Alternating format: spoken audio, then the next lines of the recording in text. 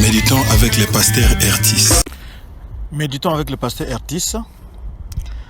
Nous méditons selon le programme de la Ligue pour la lecture de la Bible appelé les lecteurs de la Bible 2020 qui a prévu pour dimanche 3 mai, Proverbe 2, 1 à 22.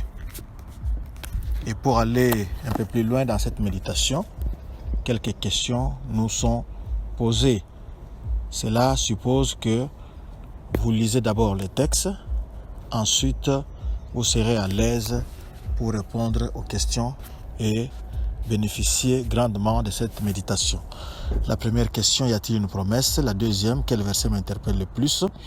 La troisième et dernière question pour ma prière, y a-t-il quelque chose que Dieu me montre dont j'ai à me repentir, auquel croire et obéir, pour lequel le remercier et le louer, pour lequel lui formuler ma demande? Dans ce texte, il est question de la sagesse qui préserve du mal. Prions. Seigneur, nous venons encore à toi, à ton école, pour apprendre la sagesse. Ce n'est pas la philosophie, ce n'est pas les sciences occultes qui procurent de la sagesse, mais c'est toi, la vraie source de la sagesse. Laisse que tu parles à tout un chacun maintenant, en tant que le maître incontestable et incontesté que tu es. Toi, tu as les droits sur nos vies, car tu es le puissant Créateur. Sois béni à jamais par Jésus-Christ. Amen. Shalom et bon dimanche. Que le Dieu Tout-Puissant vous bénisse. Nous commençons au verset du 1er au 5e verset. Cela commence avec mon fils. Ici, nous voyons que c'est la deuxième série de mon fils. Quand vous allez regarder au premier chapitre, vous verrez, c'était la première série de mon fils, mon fils, mon fils. Et ici, c'est la deuxième série. Et ce passage est en train de lier les concepts de la sagesse à celui de la connaissance de Dieu, et il les met ensemble. Sagesse et connaissance de Dieu vont ensemble.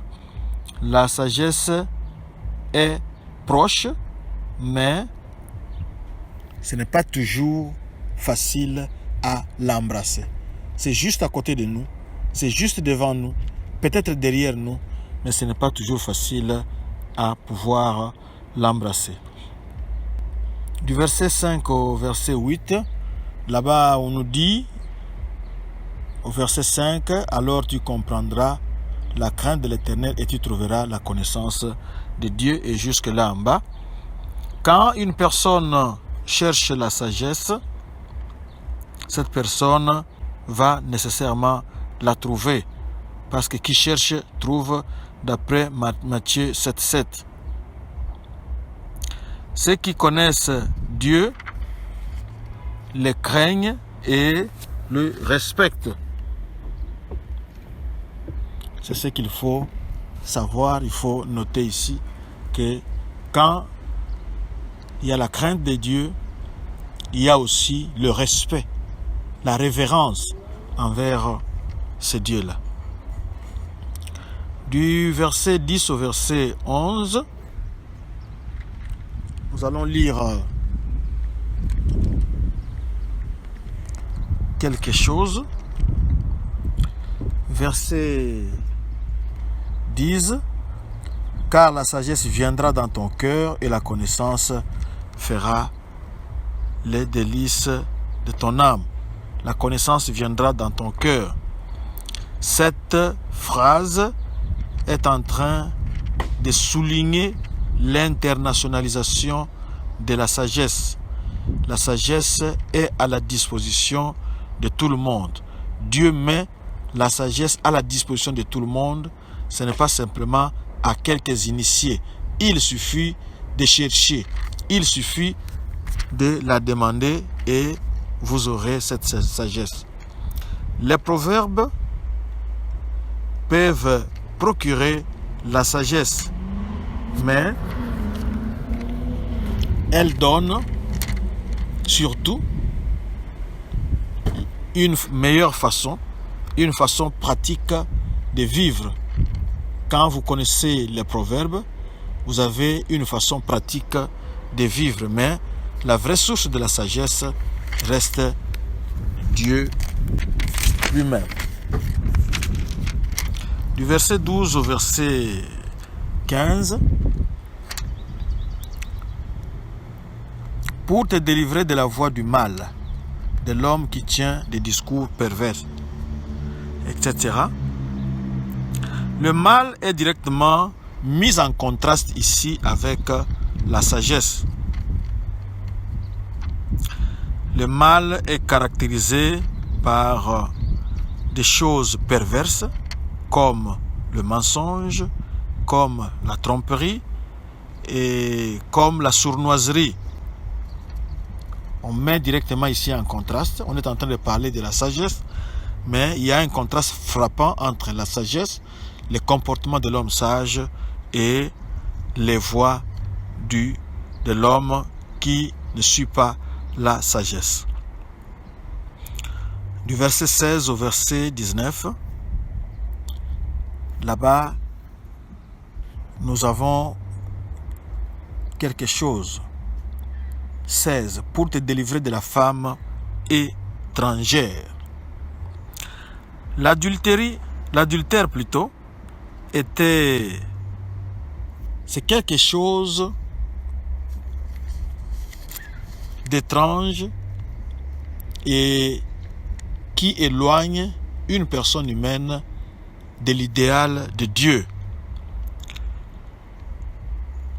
L'idéal de Dieu est connu dans la loi, dans les 10 commandements, dans la parole de Dieu. Les 10 commandements que Dieu nous a donnés, nous voyons quel est l'idéal de Dieu, comment il faut vivre. Mais ici, on a utilisé quelque chose qui doit nous frapper, comme on l'a dit, la femme étrangère. L'adultère était très souvent lié au culte des idoles. Dans ce culte des idoles, non seulement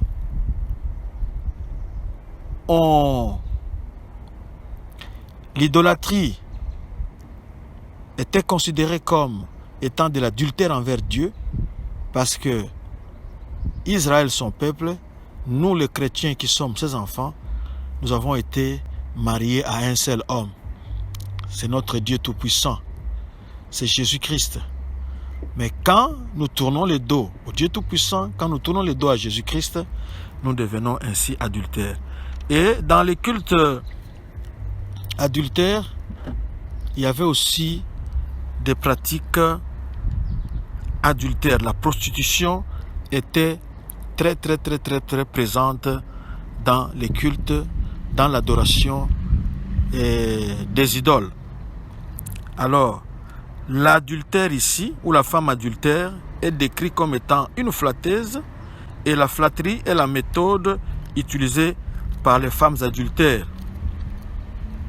Pour attraper leurs victimes, elles viennent avec des paroles doucereuses, elles viennent avec des paroles flatteuses pour que la victime puisse tomber dans leur piège.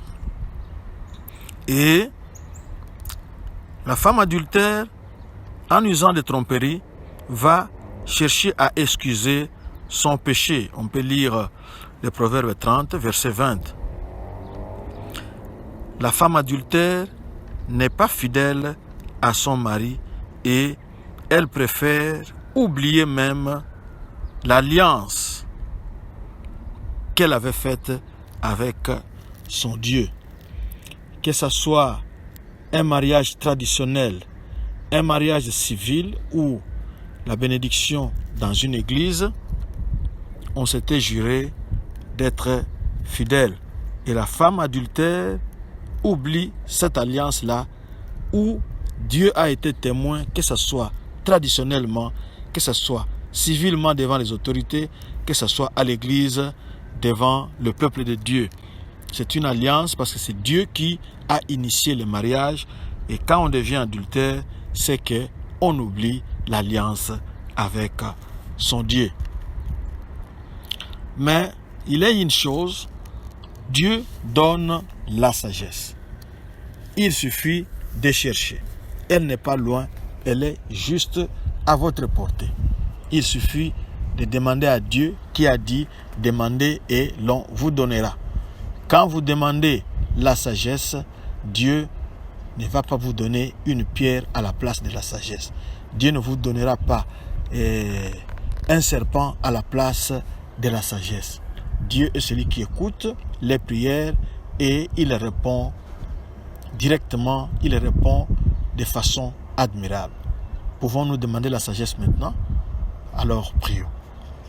Père, nous avons compris au travers de ce texte que la sagesse était juste à côté de nous, que nous ne pouvions pas l'embrasser, que nous ne pouvions pas la trouver.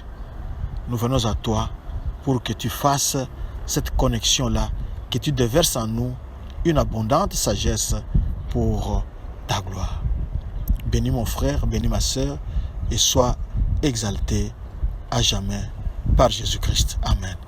Notre adresse www.églisedoxadeo.com.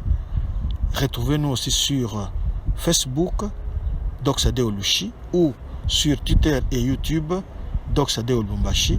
Laissez-nous-y un commentaire et que Dieu vous bénisse. Bon dimanche. Shalom, shalom.